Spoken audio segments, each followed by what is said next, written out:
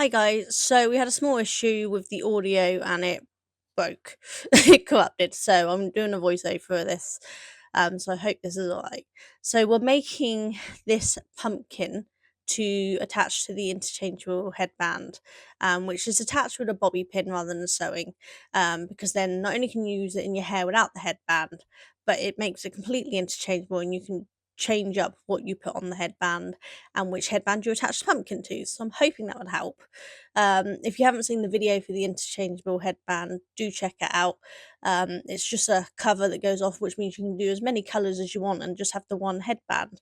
And then using your bobby pins, you can just attach it to the headband and have whatever you want on there. So I've got lots of videos coming with lots of different attachments for you to take your pick. So I hope that's going to be helpful. I'm not sure what else I said at this point. I don't know why the file corrupted, but it's only for this first part of this video. The second part should have the correct audio, so we should be alright. So for this, we're just going to need some DK weight yarn. I'm using a DK weight cotton yarn, but you can use whatever you want really. And I'm using a 3mm hook, which is a needle size smaller than you would normally use for a DK, but I want quite a nice tight cover. So we're going to use the 3mm. And then we're also going to want some stuffing. We're not going to need much. I've just got some toy stuffing from when I used to make toys, but stuff it with what you like. You're not going to need much at all. It's just a very small pumpkin. You could always size this up if you want a bigger pumpkin. The pattern will work if you just make it bigger or smaller. It's not going to really matter.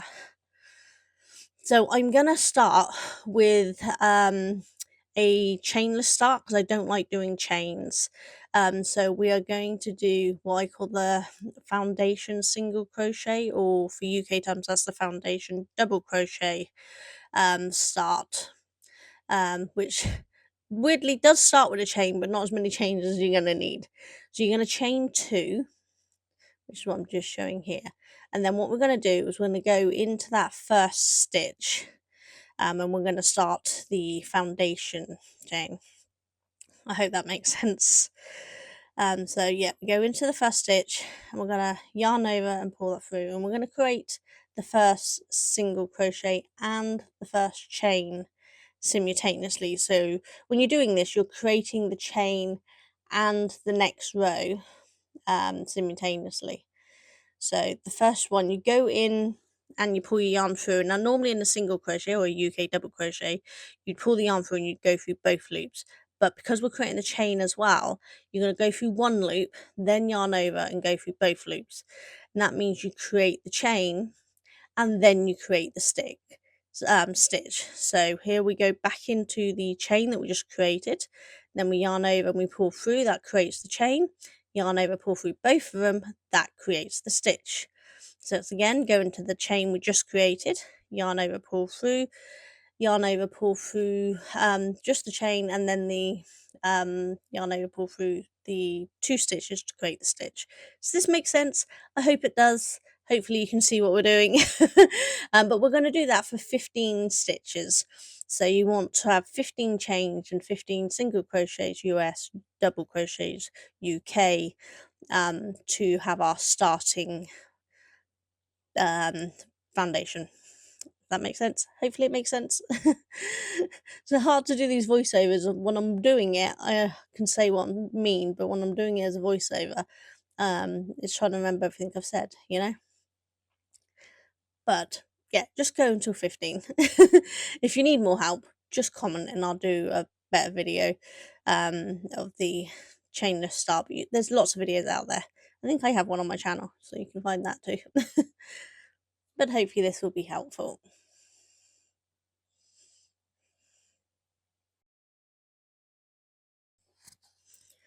Okay, so now we've got the 15 stitches done, so that's our base we're starting with. We're going to need to turn and do our work. So as always, when you turn your work, you want to chain 1 and then turn your work. And we're doing front post single crochet or front post double crochet for UK terms. And if you don't know how to do that, well, basically instead of working into the stitch like normal, you're going to work around the post. So you'll put your hook through, but you're also going to bring it back through from behind that post. So you're basically having the post sit on the needle, if that makes sense. And then we're doing the single crochets that way round, or double crochets for UK terms, and we're going to do 14 of them, because the last stitch, as you'll see, will need to be just a normal single crochet, because it's on the edge, so it's a bit harder to do a post when you're just on the edge, so you just do the single crochet. So you're going to work around that post for the whole way, 14 stitches.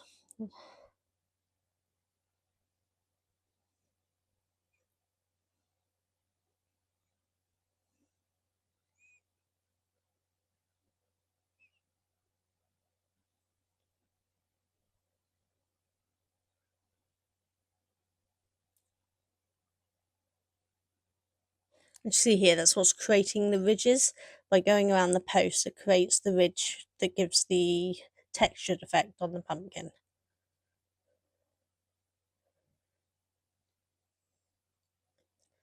They're almost at the end here, so on the end you'll see that I do a single crochet rather than post. And double check your stitches. Always check your stitches, because you might miss the end one if you don't. And you want to make sure you've got all of the stitches you need. And then of course, because we're going to turn, you're going to chain one to turn again. So chain one, turn, and we're going to repeat the process again. We're going to do the front post single crochet or front post double crochet for your UK terms, but you can already see that ridge starting to form. You can see the upper stitch, the V's that you normally go and do, are being pushed to the front, or rather, when you're looking at it right now, they're pushed to the back, and then when you turn it around, they're at the front. Does that make sense? Hopefully. But we're literally just going to do this for 20 rows. So it's a very simple process. You just, once you know how to do that front post single crochet or front post double crochet, you just do that for 20 rows to create basically a flat panel, and then we're going to seam that panel up. So I'll speed this up along here, and then I'll meet you back when we've done them all.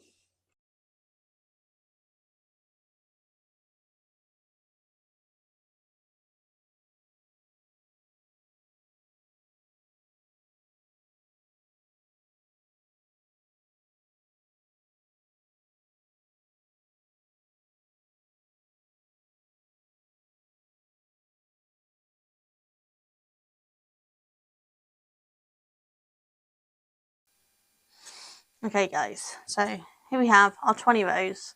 You can see how our ridges are formed all along. So what you want to do is snip your yarn, leave a good tail on it because you want to sew.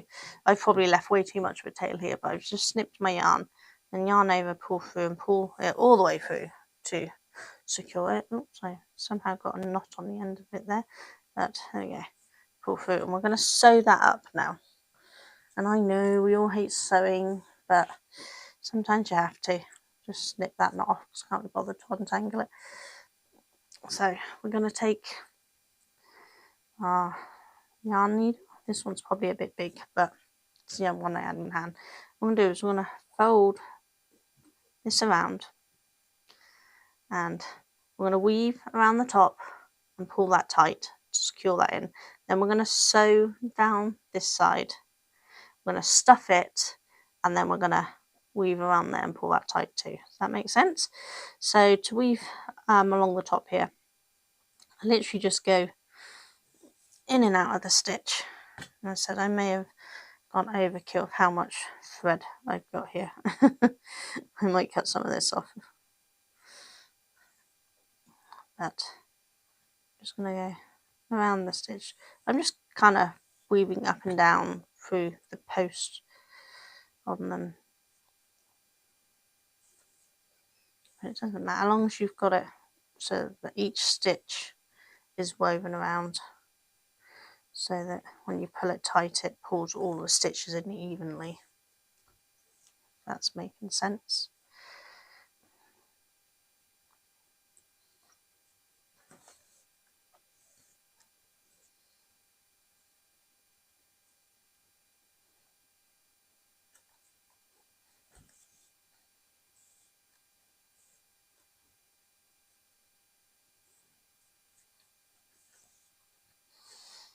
Almost to the end here.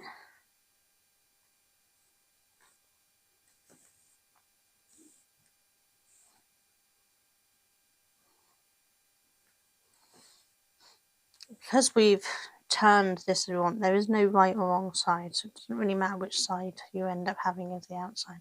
So just pull it, and you can see how that's pulling that in.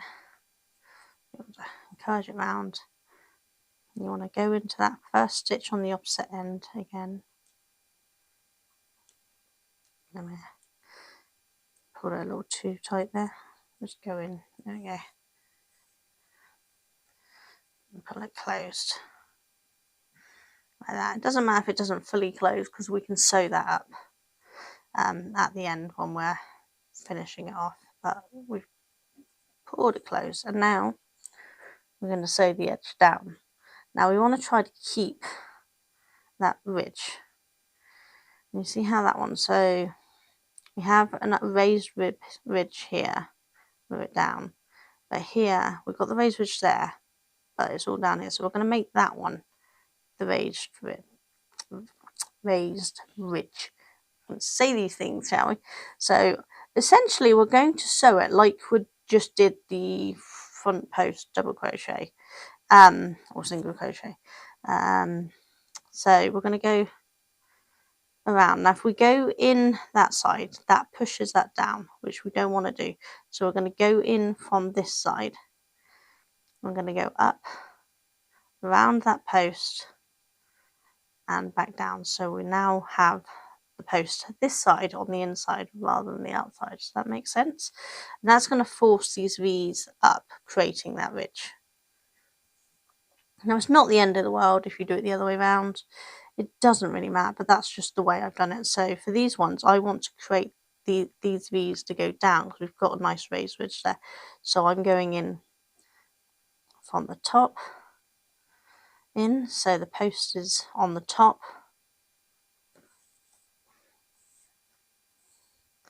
Like that. Remember, you're always going back in the one you came out of on the opposite side so that you keep the stitches correct and you don't miss a post that way.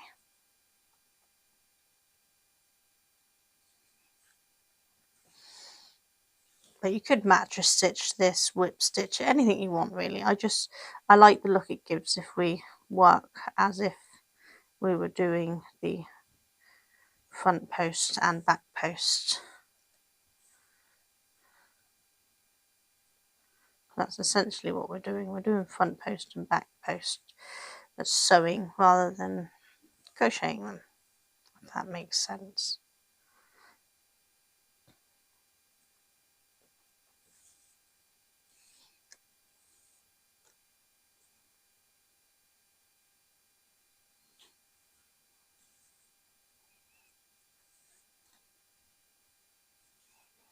Normally you'd make sure you've woven that end, but when we stuff it, I'm just going to stuff it in because I try not to weave in ends if I can get away with it.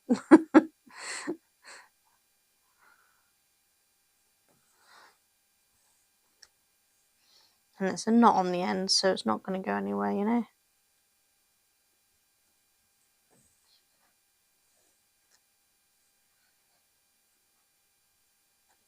You see how it's creating that ridge, which is what we want. So we've got a ridge, we've got a valley, we've got a ridge, we've got a valley, we've got a ridge.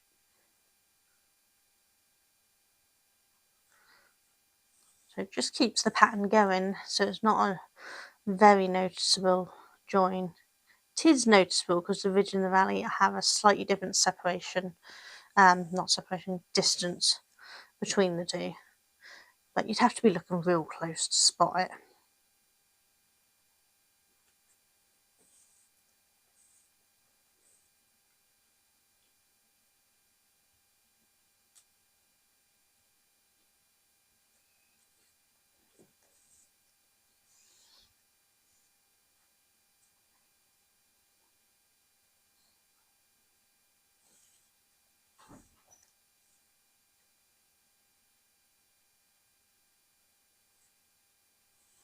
So if you can hear doors banging upstairs, people are starting to wake up and get ready for work. So you might have to pause filming as they come downstairs. But hopefully we won't. But you guys will notice a difference. Just might be a little jump cut in it.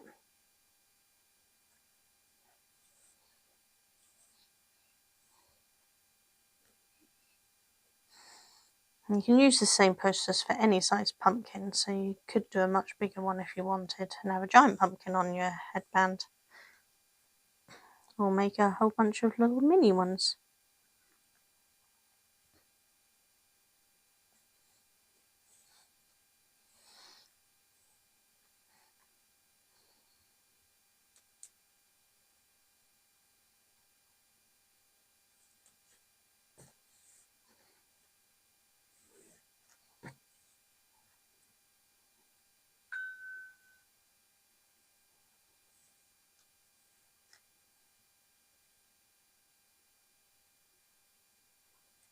And we're just going to get to the last stitch.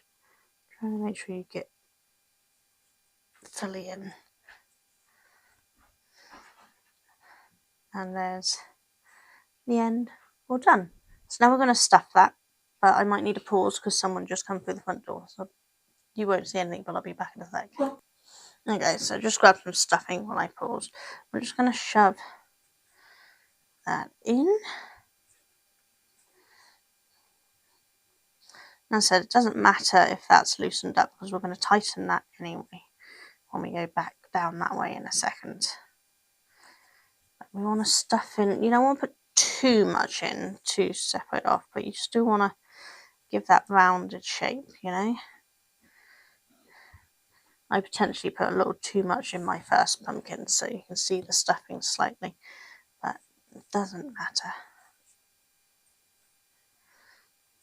We're just creating that rounded shape, and then we're going to go around and seal that up too.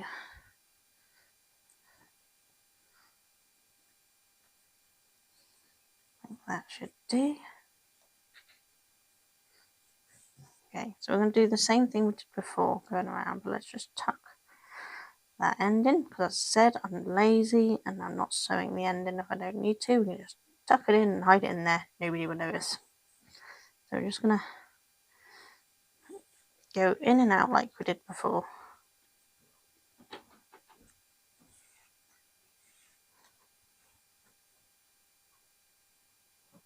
Just moving that all around. So if you can hear movement, there's people moving behind me again.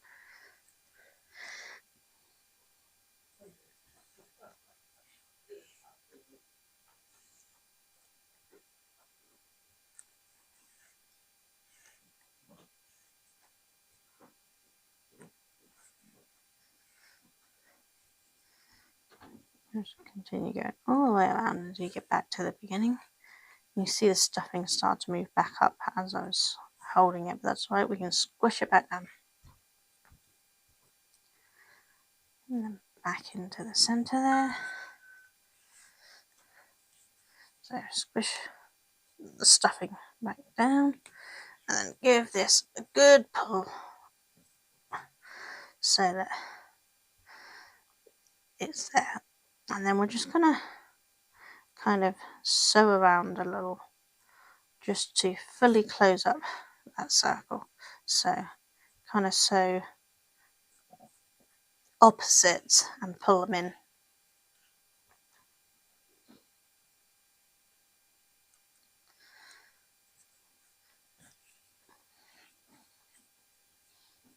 And give it a good pull.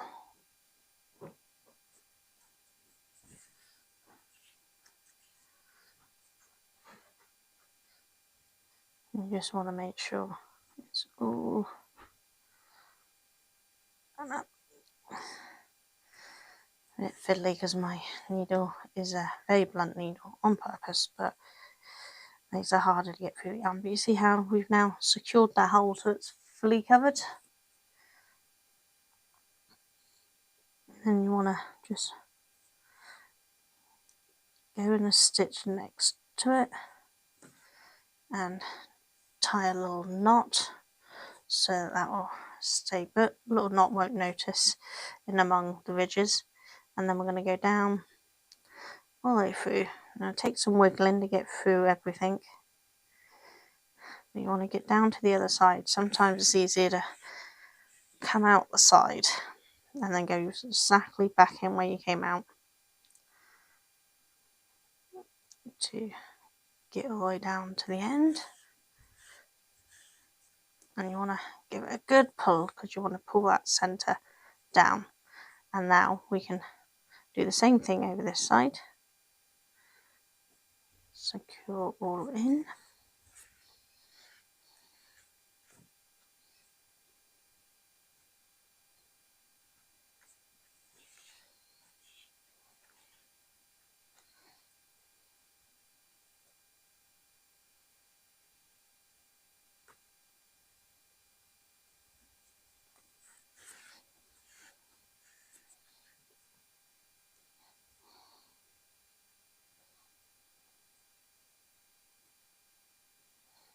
And again, we're just weaving in and out of that top bit to make sure we are securing that fully closed. And then if you go opposites, so you're pulling them in. Doesn't have to be perfect because this side we are actually going to cover with the stem. So we just want to make sure it's closed, and then again find a stitch next to it to tie a little knot to make sure it stays put, and then sew down through the middle. Put my yarn back through my needle.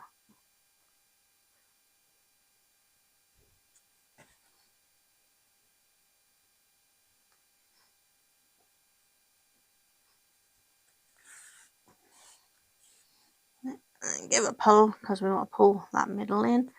Just shape it a little. Shape it around. Give it a pull. Again, find somewhere next to it to do a tiny little knot. I know we probably don't need so many knots, but I like to make sure everything's as secure as possible. And then hide the end in, just kind of poke it through. So I mean, I had way more than I needed on my thread. And slip it. And that is the base of our little pumpkin. So now all we need is a stem. So we'll grab some green yarn now.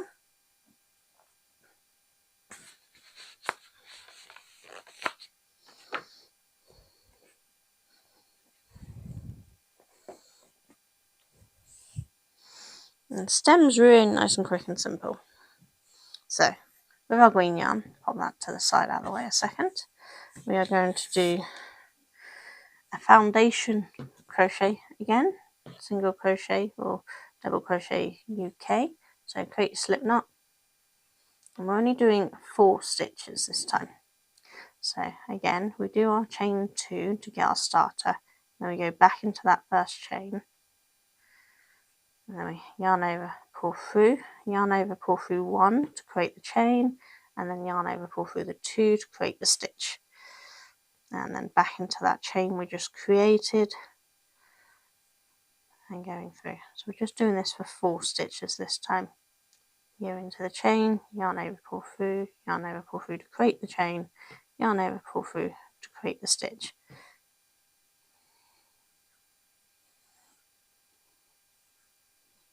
There. Now we have 4 stitches. 1, 2, 3, 4.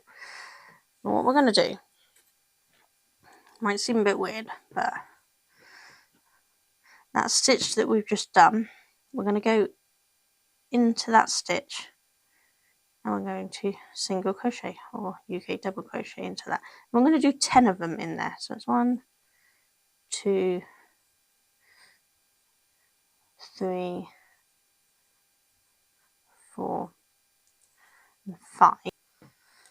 Okay, so once we've done our 5, we're going to flip that over our little foundation chain we got here. Flip over and we're going to work into this other side to finish the circle. So, ooh, get my yarn on the right side. I'm going to go 1. Turn if it's a little easier to get in there. 2. And we're working back towards the start there. 3, 4, 5. And then slip stitch into that first single crochet, which might be a little fiddly because obviously we've squished a lot of stitches in there. But now this thing is almost in the middle. Just give it a little pull and it is. So we're going to finish off there. Leave a good tail because we want to weave in. Not weave in, sew the thing. My yarn stop rolling. Not my yarn, my thing. So now, a little fiddle. We have our stem surrounded by a circle. Does that make sense? And we're going to sew that on. So take that off. Pick which end you want to sew to. Doesn't really matter. Just I tend to pick whichever side is the messier side. I'm going to pop that in and we're just going to pick somewhere near the middle to go in and hold it in place there. Let's see.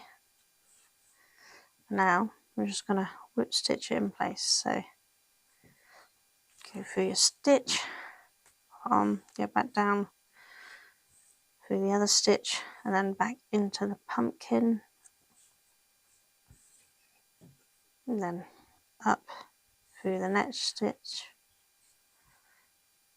down through the next stitch and back into the pumpkin. Try to get slightly underneath where the green's going to sit and then it's not going to be too visible once it goes on. You can't see it really. I'm just going to go up through one stitch, down through the other and then into the pumpkin below that stitch that you've come down into, all the way around.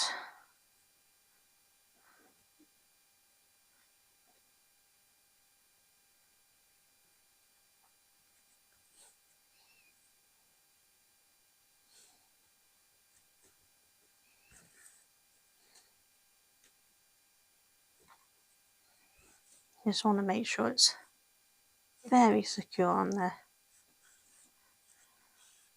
I'm going to go in underneath so that it's not really visible when you come out.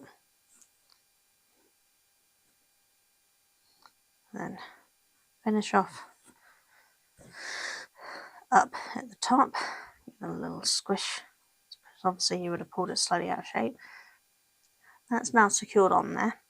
So you just want to do your little knot. Try to do it on the inside of the stitch there rather than the V's on the outside, because what we're going to do is we're going to go down into the middle, but we're going to go into the stem bit first just to pull it over the top before we go down, and then tie a little knot there to hold the stem in the middle like that. So we just pulled it through. So now the stem is secured in the middle. We can just weave our end in, pull tight, snip that off, let it hide in there. And we're going to do the same with this one. I'm just going to weave this down the stem.